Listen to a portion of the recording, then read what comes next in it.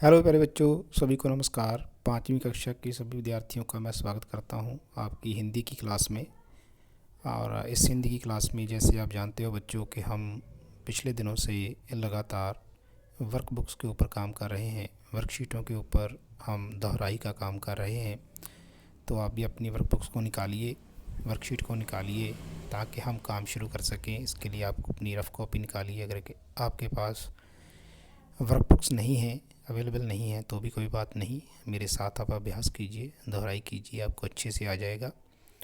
इससे पहले कि आप मेरे साथ शुरू करें, बेहतर यही होगा कि आप जो अपनी पाठ 2 नंबर कहानी है हिंदी की 1 रुपया, उसको अच्छे से पढ़ें। और जो विद्यासागर जी हैं और बालक में वार्तालाप होता है, कहानी चलती है, उसको पढ़िए, अभ्यास करिए, अच्छे से प्रश्नोत्तर देखिए, कैसे उनकी बातचीत हुई, वार्तालाप हुआ उन्होंने, और कहानी ने कैसे मोड़ लिया और कहानी क्या हमें शिक्षा देती है, इसके बारे में पूर्ण तौर से आपको पता होगा। अगर नहीं तो कहानी को पढ़िए और इसके बाद ही आप इस वीडियो को देखिएगा। वीडियो को पॉज कीजिए और कहानी पढ़िए। तो आपके साथ जुड़े आपके माता पिता, आपके बड़े भाई बहन, आपके साथी मित्रगण और मेरे बहुत ही नज़दीकी सत्कारयोग मेरे अध्यापक साथी जो मेरी तरह मेहनत कर रहे हैं आप तक ये कंटेंट पहुंचाने में, बना करके, दिखा करके, शेयर करके, तो उनका भी बहुत बहुत अभिनंदन, स्वागत करता हूं, उनको नमस्कार करता हूं। तो चलिए बच्चों, शुरू करते हैं आज की वर्कशीट। पाठ नंबर 2 कहानी है 1 रुपया। तो जैसे पिछले हिंदी के वीडियो में हमने पाठ नंबर 1 कविता पढ़ी और उसकी दोहराई की कि जब बोलो तब हंसकर बोलो, उस कविता को आज हम इस प्रश्न को, इस पाठ को गहन दोहराई करके इसको समझने का प्रयास करेंगे और इसको करेंगे। तो चलिए सबसे पहला प्रश्न आपके सामने उसको लेते हैं। बालक ने विद्यासागर से क्या मांगा? आपने सारी कहानी पढ़ी होगी। तो बालक ने विद्यासागर से क्या मांगा था? खाना मांगा था, फल मांगे थे, पैसे मांगे थे या कपड़े मांगे थे? क्या मांगा था बच्चों? पैसे मांगे थे। ठीक है, पैसे मांगे थे तो पैसों पर हम टिक लगा देंगे। प्रश्न नंबर 2 है, विद्यासागर ने बालक को कितने रुपए दिए? ठीक है, तो विद्यासागर जी ने कहा था कि अगर मैं तुमको 1 रुपया दूँ तो तुम क्या करोगे? तो इसका मतलब उन्होंने 1 रुपया ही दिया था। बच्चे ने कुछ पैसे मांगे थे बालक ने, लेकिन उन्होंने 1 रुपया ही दिया था। तो उन्होंने 10 रुपये दिए थे, 5 रुपये दिए थे, 8 रुपये दिए से या 1 रुपया दिया था। तो आपको पता है 1 ही रुपया दिया था। ठीक है, तो उस 1 रुपये पे हम टिक लगा देंगे। आगे है प्रश्न नंबर 3, माता पिता द्वारा मिले रुपयों का आप क्या करते हैं? तो इस प्रश्न का उत्तर बेटा खुद आपको ही देना है। तो मैं अगर अपनी बात करूं तो आपको हेल्प हो जाएगी। मैं आपको बताता हूं कि जब मेरे माता पिता मुझे पैसे दिया करते थे तो मैं उन पैसों को जोड़ने का काम किया करता था। अपनी पिगी बैंक जो बनाया हुआ होता है आपने आज के ज़माने में, तो हमारे ज़माने में जो था उसको हम बुगनी कहते थे।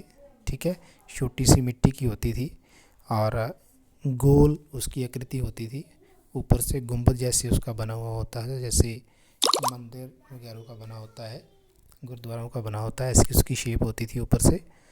और उसके ऊपर एक छोटी सी लाइन लगा करके रास्ता बनाया हुआ होता था जहाँ से पैसे अंदर डालते थे। तो मैं काफ़ी हिस्सा अपना पैसों का बचा लिया करता था और उसी से अपने क्लास के पेंसिल्स, कॉपीज़ भी लिया करता था। और मेला वगैरह अगर देखने जाना हो नज़दीक तो मैं उसी पैसों का उपयोग करता था और अपने लिए बहुत सारी अच्छी चीज़ें, खिलौने भी लेता था। और मुझ में वृत्ति थी कि मुझ में एक आदत थी कि मैं उन पैसों का जोड़ने के लिए मैं इस्तेमाल करता था, उसको जमा करने का इस्तेमाल करता था। तो आपने यहाँ पर बताना है कि आप अपने पैसों का कैसे इस्तेमाल करते हैं, तो ये मैं आप पर छोड़ रहा हूँ। ठीक है, तो आगे है प्रश्न नंबर 4 नंबर प्रश्न है, युवक ने विद्यासागर को अपनी दुकान पर क्यों बुलाया? तो उस युवक ने, जो बालक था जिसने पैसे लिए थे पहले, अब उसने बड़ी दुकान बना ली थी फलों की, तो उस बालक ने विद्यासागर को अपनी दुकान पर बुलाया था। तो क्यों बुलाया था? चाय पीने के लिए, पैसे मांगने के लिए, आशीर्वाद पाने के लिए, या फिर लड़ने के लिए। तो जैसे हम जानते हैं कि बच्चा शुरू से ही काफ़ी मेहनती था, तो लड़ने के लिए कभी नहीं बुला सकता, ना चाय पीने के लिए बुला सकता है। वो हमेशा आशीर्वाद लेने के लिए ही उनको बुलाएगा। तो राइट आंसर इज़ ख, के आशीर्वाद लेने के लिए। आगे है प्रश्न नंबर 5। बालक ने 1 रुपये का क्या किया? तो आप सभी जानते हो, कहानी पढ़ी है। तो 1 रुपये से उन्होंने क्या किया था? खाना खाया था, मेला देखा था, खिलौना खरीदा था, कि फलों की रेडी लगाई थी। तो हम सभी जानते हैं कि बालक ने विद्यासागर जी से 1 रुपया लेकर के फलों की रेडी लगाई थी। ठीक है, तो आंसर इसका हो जाएगा फलों की रेडी लगाई। ठीक है, आगे है प्रश्न नंबर 6। बालक को 1 रुपया किसने दिया? तो यहाँ पर हम अब लिखेंगे इसका आंसर।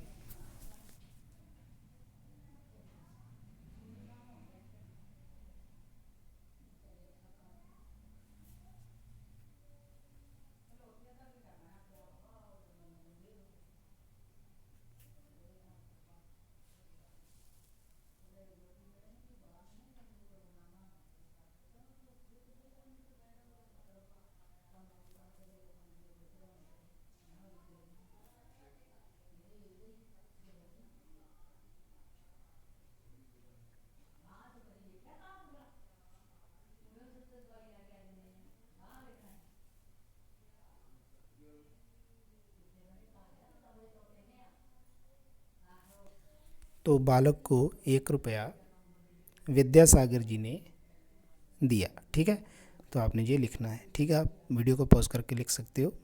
अगर आपको स्पेलिंग में कुछ मिस्टेक लगती है, जहाँ आपको अच्छे से दिखाई नहीं देता, तो आप ऊपर विद्यासागर जी की स्पेलिंग देख सकते हो। ठीक है, रुपये की स्पेलिंग देख सकते हो। ठीक है, बालक की स्पेलिंग देख सकते हो। तो आगे है प्रश्न नंबर 7। यदि मैं तुम्हें 1 रुपया एक के यदि मैं तुम्हें पैसे के स्थान पर 1 रुपया दूं तो तुम क्या करोगे? ये वाक्य किसने किसको कहे थे? तो ये वाक्य बेटा विद्यासागर जी ने बालक को कहे थे। ठीक है, लिखने की ज़रूरत नहीं, आप खुद लिख सकते हो। ये वाक्य विद्यासागर जी ने बालक को कहे। ठीक है बेटा, आगे है प्रश्न नंबर 8। सही गलत का निशान लगाएं। मैं भीख नहीं मांगूंगा, बालक ने 10 रुपये मांगे। ठीक है, तो मैं भीख नहीं मांगूंगा किसने कहे थे? बालक ने। तो सही है बिल्कुल। ठीक है, तो बालक ने 10 रुपये मांगे थे? नहीं, कुछ पैसे ही मांगे थे। ठीक है, तो ये भी गलत है, इस पर गलत का निशान आएगा। आगे है प्रश्न नंबर 9। गुरमुखी लिपि में दिए गए शब्दों को देवनागरी लिपि में लिखें। तो रुपया लिखना है, तो कैसे लिखेंगे?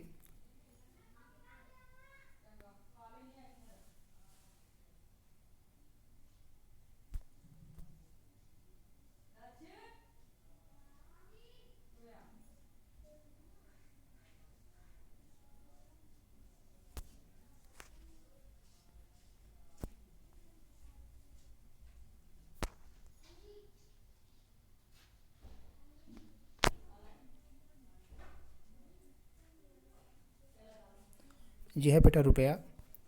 और पवित्र को लिखते हैं।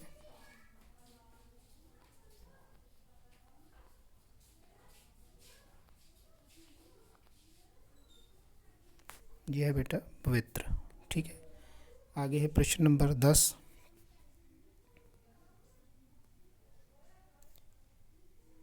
समझकर सही उत्तर लिखें। तो जैसे ईश्वर में आधा श डला है और उसको इसके नीचे हल का निशान दे दिया, ऐसे ही वह पूरा डला है तो वह डाल दिया। ऐसे स्थान को हम कैसे लिखेंगे? इनके जो आधे अक्षर में बाहर निकाल लेंगे। जैसे स जो है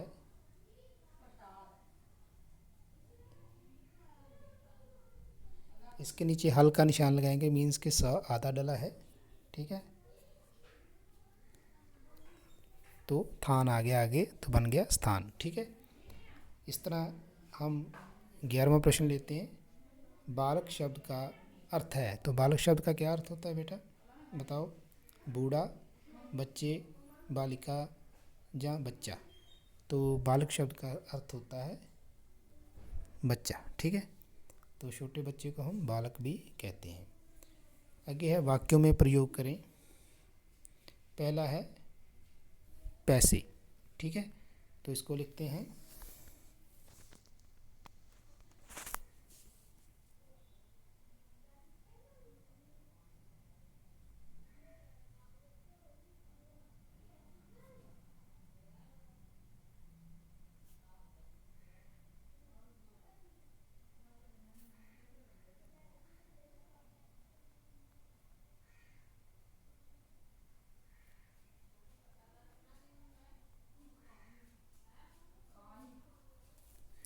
बालक ने कुछ पैसे मांगे।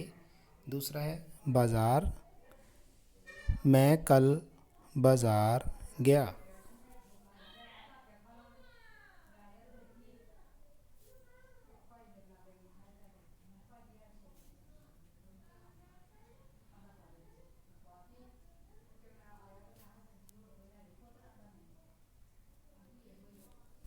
ठीक है, तो ये वाक्य दो आप वीडियो को पॉज करके लिख सकते हो। आगे है क्वेश्चन नंबर 13वां, उसको देखते हैं। रुपया, रुपये। अगर रुपया से रुपये बनते हैं तो आया से आए।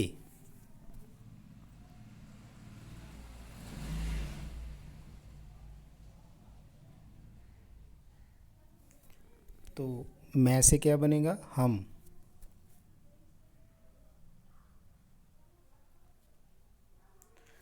तो मैं से हम क्यों बना, क्योंकि एक वचन से एक चीज़ों से ज़्यादा चीज़ें बनती हैं, ठीक है। तो बहुवचन बनता है, ठीक है। तो जैसे बन गया रुपये, रुपया से रुपये, तो आया से आए, और मैं से हम। ऐसे ही नए शब्द बनाएं, जैसे है आधा का और यह, तो क्या बनेगा पहला इसका वाक्य।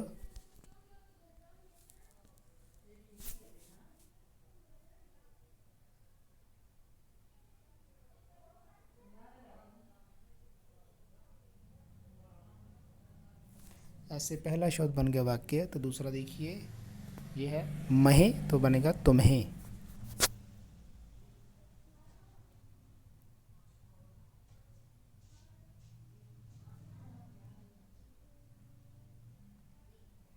ठीक है, तो हमें कहा तुम्हें। आधे शब्दों का हमने उपयोग किया, वही उन्होंने पूछा था। तो आगे प्रश्न नंबर 15 है। जैसे बालक का बन गया बालिका, तो मांगूंगा का बन गया मांगूंगी।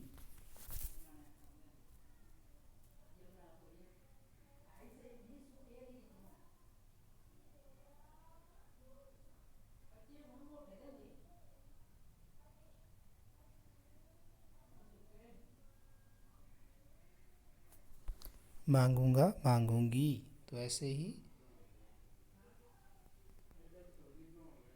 मेरी का क्या बनेगा,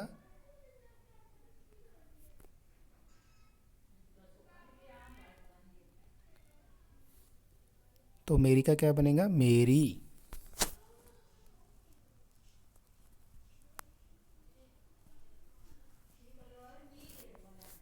इससे आगे इसको नोट कीजिए पहले, वीडियो पॉज करके। उसके आगे है प्रश्न नंबर 16। अगर दिन का रात, तो पवित्र का क्या बनेगा, पवित्र का क्या बनेगा, उल्ट, बिल्कुल उल्ट शब्द बन रहे हैं, विपरीत शब्द जो है हमारे सामने है। तो ऐसे ही अपनी सा क्या बनेगा, दुख का क्या बनेगा, इसका बनाना है। तो सबसे पहले पवित्र का क्या बनेगा, पवित्र का बेटा बन जाएगा अपवित्र।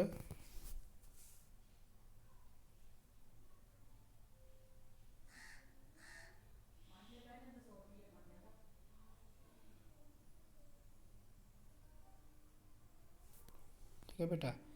तो अपनी का बेगानी,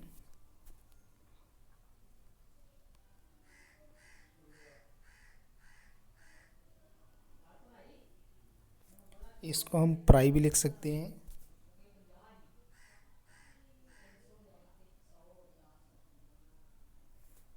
और दुख का सुख।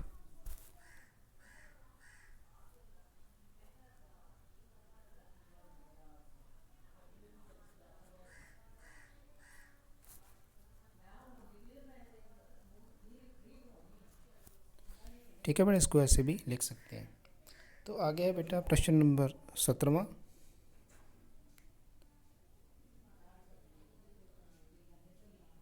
पवित्र से तुक मिलाते हुए सही शब्द चुनिए।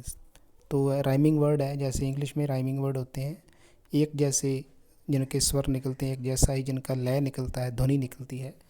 तो जैसे पवित्र है, तो पवित्र से क्या बनेगा? त्रिशूल, पहाड़, मैत्री, चरित्र।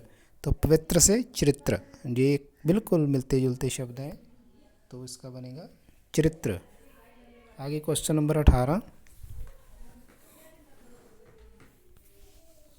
शुद्ध शब्द पर घेरा लगाएं। जो शब्द शुद्ध है उस पर हमने घेरा लगाना है। तो चरण धूलि कैसे लिखते हैं, ये सीधा मैं आपको बता रहा हूँ। ठीक है, तो चरण धूलि जो है बेटा ऐसे लिखते हैं। जिस स्पेलिंग बिल्कुल सही है, चरण धूलि। ठीक है। तो प्रश्न नंबर 19 है, अनेक शब्दों के लिए एक शब्द हमने लिखना है। जैसे कपड़ों को रंग करने वाले को क्या कहते हैं? रंग साज।